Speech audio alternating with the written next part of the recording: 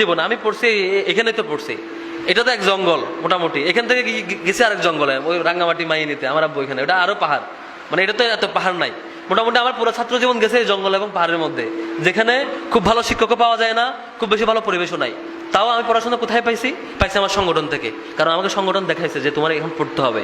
আমার একদিন ফাঁকি দিলে আমার দায়িত্বশীল এসে ধরতো, তুমি পড়াশোনা করছো না কেন? ক্লাস 8 পরীক্ষা শেষ, 1.5 মাস সময় আছে, 1.5 মাস পরে বলতেছে ভাইয়া তোমাকে তো এখন সময় নষ্ট করা যাবে না, তোমাকে কম্পিউটার শিখতে হবে। ক্লাস 10 পরীক্ষা শেষ, এসএসসি পরীক্ষা, দাখিল পরীক্ষা শেষ হওয়ার পরে 3 মাস সময় বলতেছে তোমাকে এখন আরবি শিখতে হবে, স্পোকেন ইংরেজি শিখতে হবে, এটা শিখতে হবে, তোমাকে ভর্তি হবে। আমার দায়িত্বশীল আমাকে কখনো ছাড়ে নাই। আলিম পরীক্ষা শেষ, বলছে ইউনিভার্সিটি যাওয়া লাগবে। ঢাকা বিশ্ববিদ্যালয়ে কেমনে যেতে হয় আমিও জানি না, আমার বাপেও জানে না, আমার আত্মীয় স্বজন কেউ জানে না, তো আমি যাবো কেমনে? আমাকে শিখেছে আমার সংগঠন। বিশ্ববিদ্যালয়ে যাবো, যাওয়ার পর ইউনিভার্সিটি কেমনে চলবো?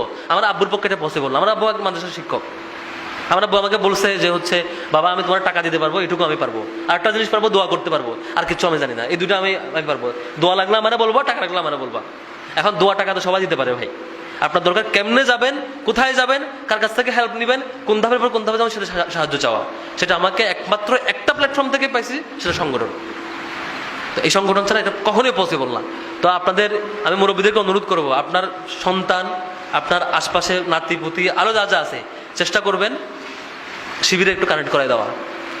যদি শিবিরের দায়িত্বশীল বলবেন তারা ধরাই দিবেন, এই তোমাকে তো আমার বাচ্চাকে দিয়েছিলাম, সে এখনো বই পড়ে না কেন? আবার ধরবেন, তোমাকে তো আমি দিয়েছিলাম, সে নামাজ পড়ে না কেন? দায়িত্বশীলরা ধরবেন। দায়িত্বশীল না পারলে খবর আছে। দায়িত্বশীলের দায়িত্ব হইলো এই এলাকার সবাইকে তার নামাজ, তার পড়াশোনা, তার সবকিছু নিশ্চিত করা। দায়িত্বশীল না পারলে তাকে ধরবেন। যে দায়িত্বশীলরা এখানে বসে আছেন, যে আমাদের দায়িত্বশীলরা আছেন এখানে, তো যদি না পায় তাদেরকে ধরবেন। আর আপনার কাছে হলো শিবির কোথায় আছে তাকে খুঁজে বের করা, তাকে ধরে নিয়ে এসেও যে মসজিদের ইমাম সাহেবকে মুরগি জবাই করে খাওয়ান না, তো এক বেলা প্রয়োজন ওখানে কম খাওয়াবেন, তারা ধরে নিয়ে এসে খাওয়াবেন, খাওয়াই বলবেন এই যে খাওয়াইলাম এটা এমনি তোমাকে আপ্যায়ন করছি, কিন্তু তোমার দায়িত্ব হচ্ছে যে আমার ছেলে পেলে তুমি লালন পালন করে বড় করা। আমি যেটা বিশ্বাস করি, দেখেন আমি খুব একটা সত্যি কথা বলি, সেটা হচ্ছে আপনি এখানকার একজন উস্তাদ দিয়ে, শিক্ষক দিয়ে একটা ছেলেকে 5 থেকে 8 পর্যন্ত তারা মানুষ করতে পারবেন, কিন্তু 8 এর পরে যদি আপনি তারা চিটাং পাঠান, ক্লাস 10 এর পরে চিটাং পাঠান, তারা দেখবে কে? এখানকার হুজুরকে এখানে পাঠাতে পারবেন? এখানকার হেড স্যারকে পারবেন পাঠাইতে? পারবেন না। আমি যখন চট্টগ্রামে গেছি, আমার বাপের সব ক্ষমতা ছিল ওখানে গিয়ে আমার ফলোয়ার ঠিকঠাক খবর। আমি অনেক মানুষ কেমন দেখছি যে বাপ ফোন দিছে, বাবা তুমি কি করছো? পোলা বাপরে বলতেছে আব্বু আমি পড়তেছি, আসলে ছেলে এখন তখন পড়তেছে না, ছেলে তখন মোবাইল চাপতেছিল, মিথ্যা বলছে। আবার ছেলে ঢাকায়, আব্বু তুমি কি করছো? সে একটু আগে 2 ঘন্টা ধরে মোবাইলে নাটক দেখছে, মুভি দেখছে। তুমি কি করতেছো? ওই ছেলে বাবারে বলতেছে আব্বু আমি পড়তেছি, মিথ্যা বলে সে। বাবা কিন্তু বাবা এদিকে খুশি, আমার পোলা মাশাআল্লাহ পড়তেছে।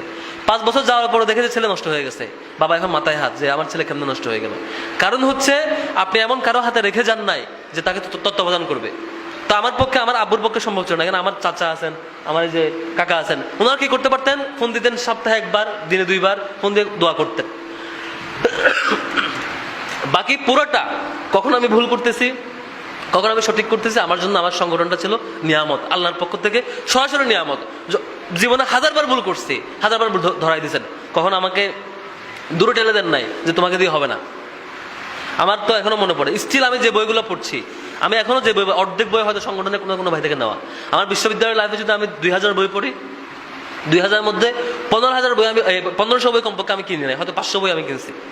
আমার ছাত্র জীবনে যদি আমি মনে করেন 100টা কোর্স করি, বিভিন্ন কোর্স, 100টার মধ্যে 90টাই আমার আব্বুর টাকা দিয়ে পড়া না, সংগঠনের মাধ্যমে পড়া।